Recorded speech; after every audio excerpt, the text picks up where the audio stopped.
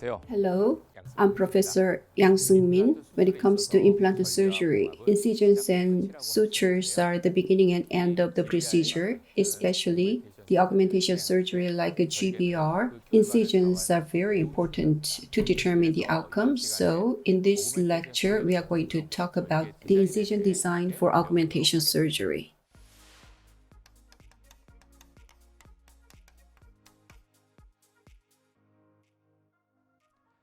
Today, I'm going to talk about these.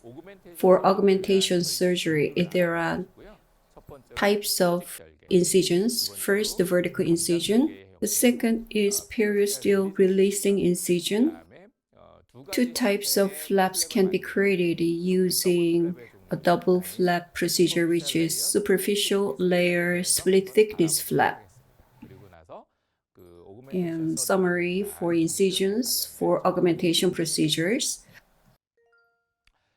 Let's start by looking at a clinical case. In the upper anterior, the patient wore a bridge for a long time. Something went wrong, and the patient did not decide yet whether implant or prosthesis in a form of bridge is to be used. The contour and the volume of anterior region is really poor, so augmentation surgery is to be done. There's a vertical deficiency, but horizontally there's a lot of resorptions. Horizontal augmentation is to be done with a block bone type allograft, which is covered by xenograft material. So the horizontal augmentation surgery is done. Then barrier membrane is used. Building a volume was not a problem. However, the problem lied in suturing. As you can see, the volume is quite large, and suturing would determine the success or failure of the surgery. So very carefully suturing is done. If you look at the volume increase, it is quite large, and it's not resorbed that much. If you look at the form of temporary prosthesis, the site is increased quite a lot horizontally. So stable and successful augmentation surgery like GBR is done.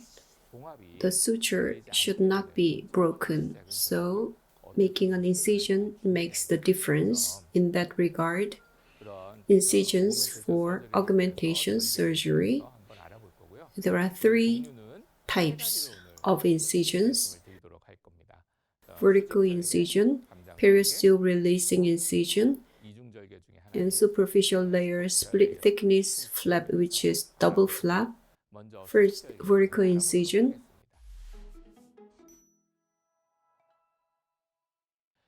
Vertical incision is different from sulcular incision, which is generally used.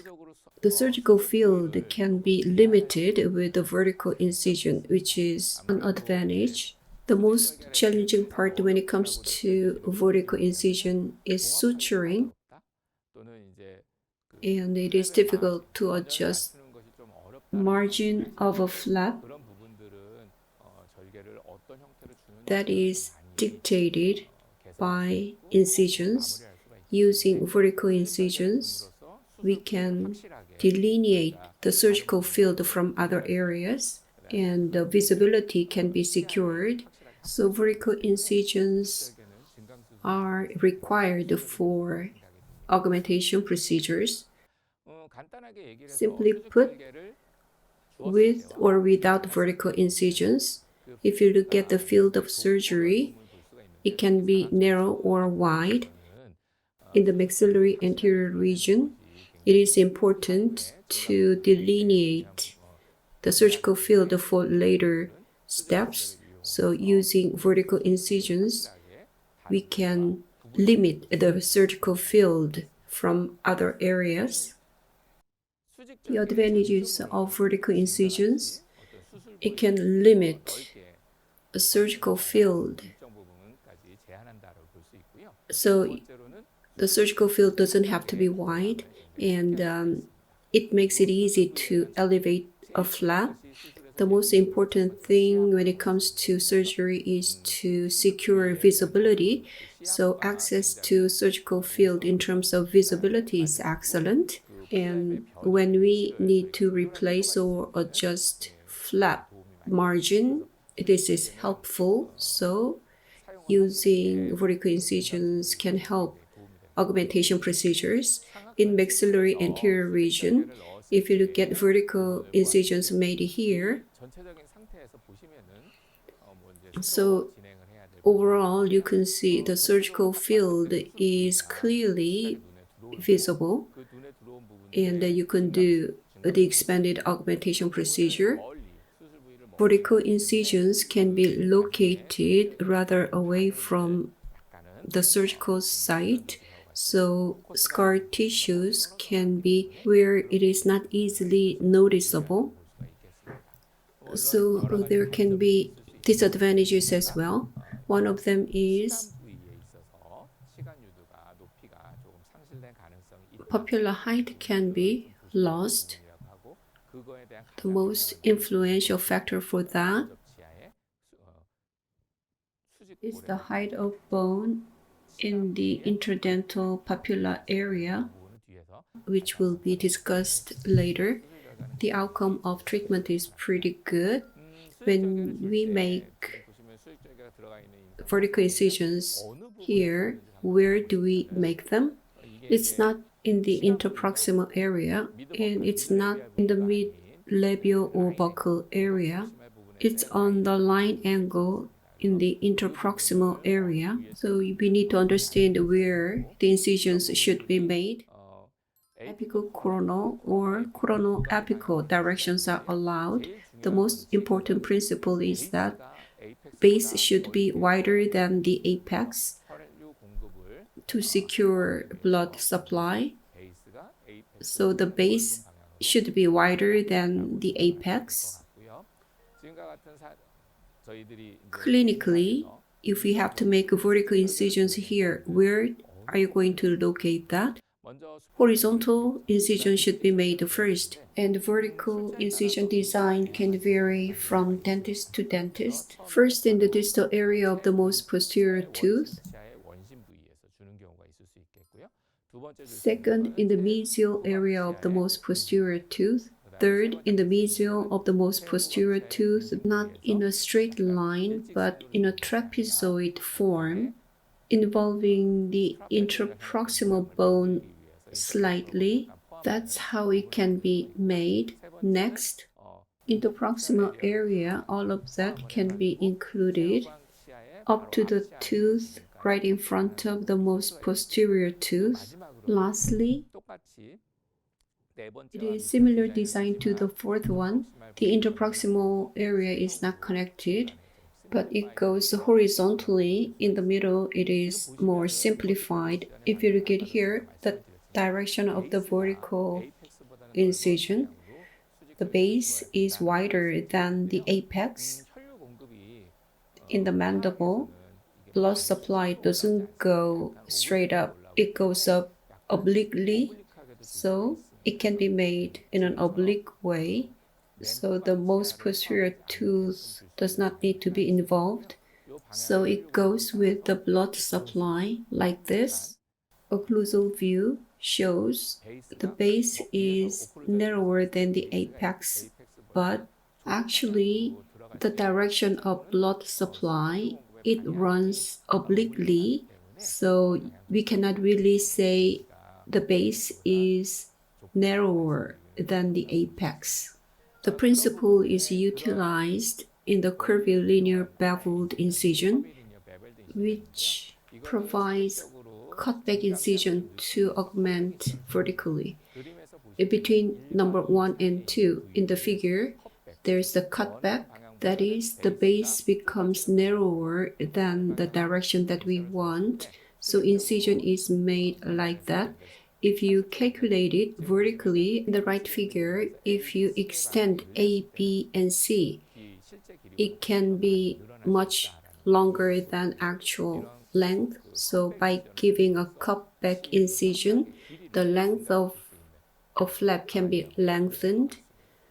especially this area with the curvilinear beveled incision, the epithelialization is very important. So there are differences in how the incisions can be made.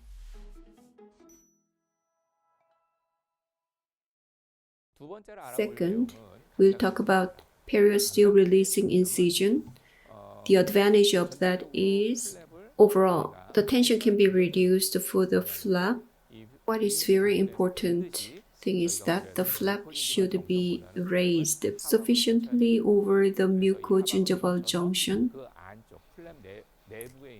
By cutting periosteum, the flap can be extended to the direction that we want,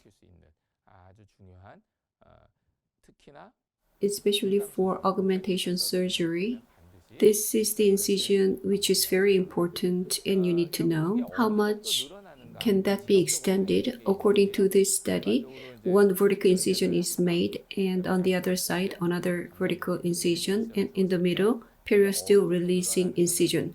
According to this paper, the amount of flap extension at baseline without vertical incision is usually 8 millimeters. After one vertical incision is made, it increases about 13% to be 9.3 millimeters. With the two vertical incisions, it increases by 24%, so 10.2 millimeters. If you add a periosteal releasing incision, 71% extension is achieved to be 13.8 millimeters. So with the periosteal releasing incision, can extend the flap up to 70%, which is a very good option to increase the volume during surgery and to achieve a primary closure. Females showed more extension than males, and mandible showed more extension than maxilla. The periosteal releasing incision is to cut periosteum inside the flap below mucogingival junction. As you can see in the figures on the right as well, when we cut it, rather than the figure on the right, some other method can be more beneficial. Here, when you do the periosteal releasing incision, how can it be extended? If you look at the photos, it can be easily done. At a glance, you can see a lot of bleeding. That's the indication that it is cut. So you can check whether it is cut or not by looking at bleeding.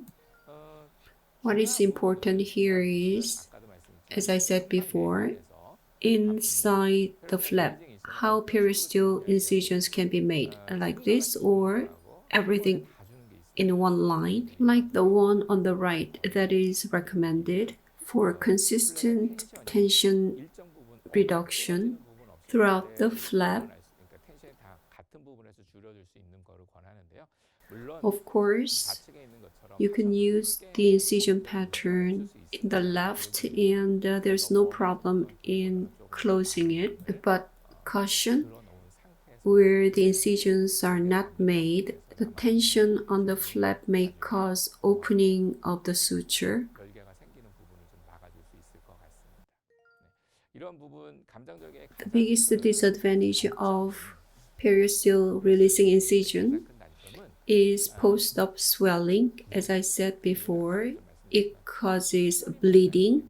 So because of swelling and bleeding, patients can experience discomfort. Hematoma can press down a nerve, resulting in partial paralysis. When swelling or hematoma disappears, things will return to normal.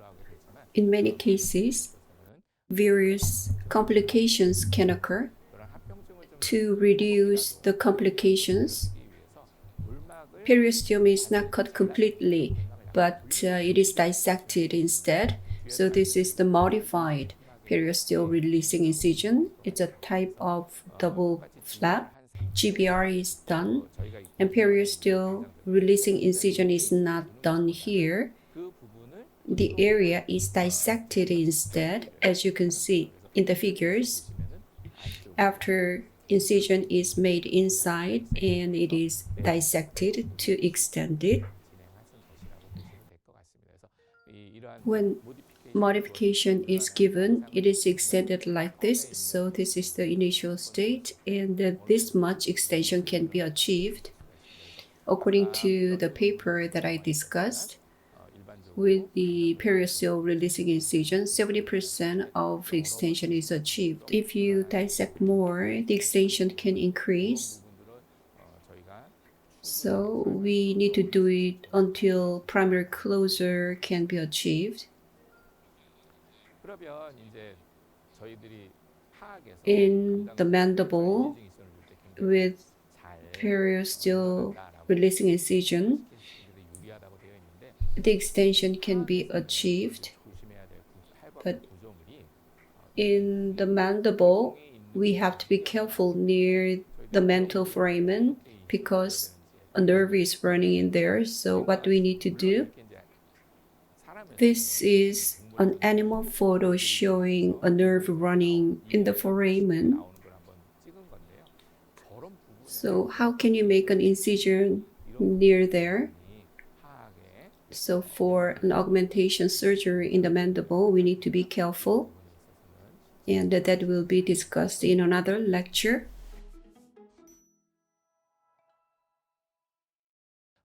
Lastly, double flap incision. One flap is formed, but another flap is formed in the flap. So as you can see here in the maxilla, in this case, a little bit different, but depending on where muscle tissues are attached, and the muscle and inside of a flap is dissected, not the muscles, but outside of flap can be extended with this incision. In the illustrations, generally in upper or lower jaws, when vestibule is deep like in the left, muscle is inferior to that, so periosteal releasing incision can be made without a problem.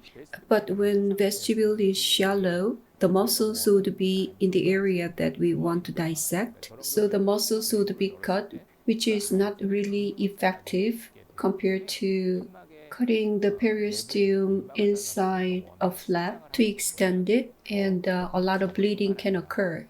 And in many cases, patients complain discomfort. In that case, you can dissect the muscles from the inside of a flap, so it is called a double flap. The layer is split, so superficial layer split thickness flap is made.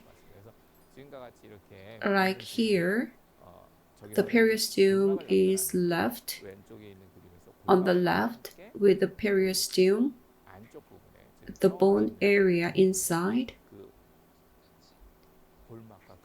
and periosteum and muscles remain. The biggest advantage of using this approach is we can get tension-free result. Clinically, severe vertical horizontal bone loss is observed. The root of an adjacent tooth is exposed in this patient. Vertical augmentation is difficult to achieve, so using various approaches and materials, that portion was augmented to get a primary closure, the buccal muscle layer, and the superficial layer is dissected and it's pulled to the front. The flap is formed without exposure and tension-free. Compared to the initial state, a lot of vertical bone augmentation is achieved with the primary closure and no exposure is made. In animal study, you can see the muscles clearly, and that is dissected, and that area is dissected into two layers and it is pulled toward the coronal direction to get primary closure.